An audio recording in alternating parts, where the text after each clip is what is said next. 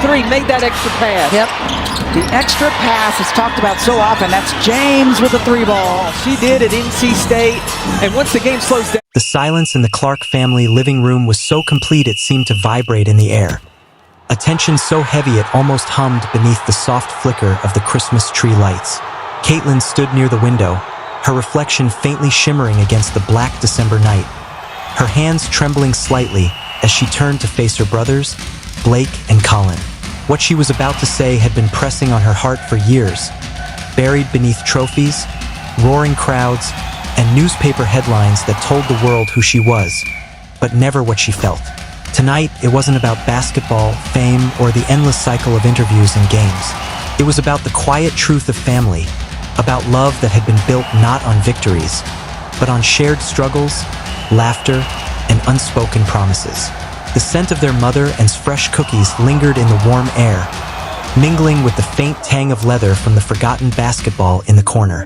Blake, now 25, sat on the edge of the couch, broad-shouldered and calm but with eyes that carried a brother's watchful concern. The same look he'd worn since they were children and Caitlin was trying to outshoot him in the driveway. Colin, 21, restless and bright, fiddled with his Iowa sweatshirt sleeves, the motion betraying nerves that his easy smile couldn't quite hide. For a long moment, Caitlin didn't speak, only listened, to the ticking of the clock, to her own heartbeat, to the ghosts of their childhood echoing faintly through the house. "I need to tell you something," she finally said, her voice quiet but unshakably sincere. Blake leaned forward immediately. "Kate, what's wrong?" She gave a shaky smile. "Do you remember when we were kids, and Dad would have us all out in the driveway? Blake running drills, Colin working on his shot, and me, this tiny kid with a ball almost too big for her hands, trying to keep up?" Colin chuckled, his eyes softening with the memory. "You were stubborn. You never let us leave you out, even when we tried." Caitlin nodded, tears gathering but not yet falling. "That's just it. I wasn't trying to keep up because I loved basketball more than anything. I was trying to keep up because I couldn't stand the thought of being left behind by you two. I just wanted to belong." The words hung there, fragile and luminous, like the light glinting off the ornaments behind her. Blake's brow furrowed, sensing the gravity beneath her tone. "Caitlin, what are you saying?" She took a deep breath, one that seemed to steady the trembling in her voice.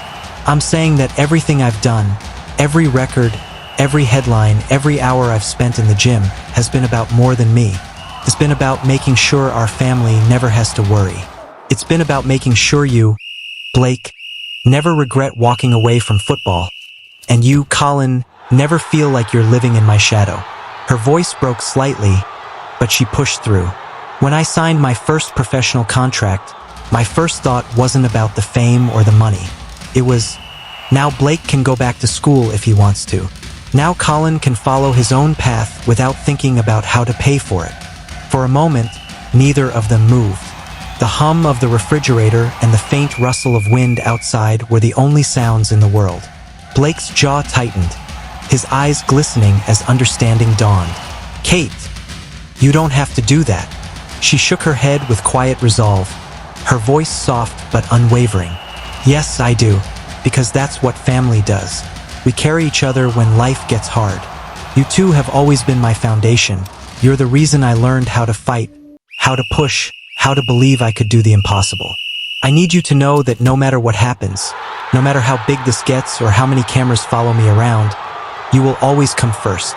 She crossed the room, the hardwood cool beneath her bare feet, and knelt in front of them, taking both of their hands into hers. The gesture was simple, but it held the weight of everything unspoken. Gratitude, loyalty, love, and a silent apology for the distance that success sometimes brings. "I promise," she whispered, her tears finally spilling freely, "that I will never let basketball or fame or this crazy life come between us. I promise that no matter where I go, you'll always have me. Not as the Caitlin the world sees, but as your sister. You will always be my home." The words seemed to melt the last barrier between them.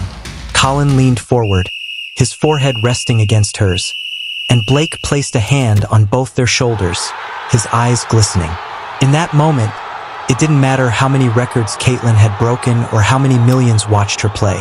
What mattered was this, the unbreakable bond of three siblings who had built their dreams in the same driveway, under the same fading Iowa sunsets, guided by the same belief that love, not fame, was the true measure of success. And as the Christmas lights flickered softly around them, reflecting in the tears and smiles that followed, it was clear that this, not the trophies or the This third quarter winding down, Agumbawale and that beautiful little fader in the lane. And they didn't handle the... Colin's eyes were glistening now, the weight of emotion settling heavily between the three siblings as he squeezed his sister's trembling hand. "Caitlin, we've never asked you to," he said softly, his voice breaking under the pressure of love and disbelief.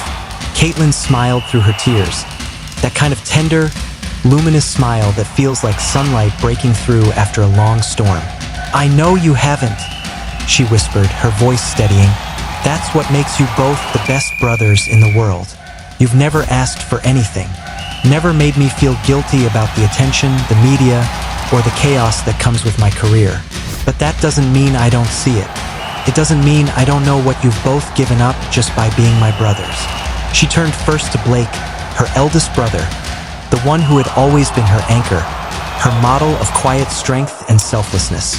"Blake," she said, her tone rich with emotion, "I know you've sacrificed more than you'll ever admit. You stayed close to home when you could have gone anywhere.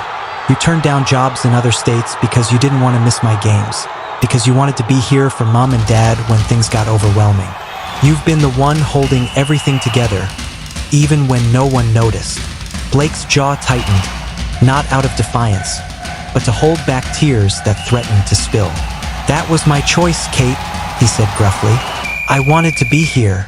Caitlin nodded, her eyes shining. "I know it was, and that's exactly why I need to make this promise. Because you've been making choices for everyone else. For me, for the family, and I can't let that go unrecognized. I see it, and I'm going to spend the rest of my life making sure your sacrifices weren't for nothing." Then she turned to Colin, her younger brother, who had grown up quietly under the shadow of two high achievers, yet had never once shown resentment or jealousy. "And you, Colin," she said softly, moving closer, "I know what it's like to be the youngest, to feel like you've got something to prove, to wonder if people see you for who you are, or just as Caitlin Clark's brother. But I need you to know that in my eyes, you're not just my little brother who happens to play basketball. You're Colin Clark, with your own dreams, your own voice, your own story to tell. And I promise I'll use every resource, every connection, every bit of influence I have to make sure you have the freedom to become exactly who you're meant to be." For a long moment, none of them spoke. The only sound was the soft crackle of the fireplace and the occasional gust of wind pressing against the window panes. Three people, bound by love and history, were standing in a silence so full it felt sacred. The tears came then, unrestrained but beautiful, a shared release that carried years of unspoken gratitude and devotion. Caitlin took another deep breath and continued, her voice steadier now, laced with the strength of conviction. "But this promise isn't about money or fame or opportunities. It's about remembering who we are, who we've always been.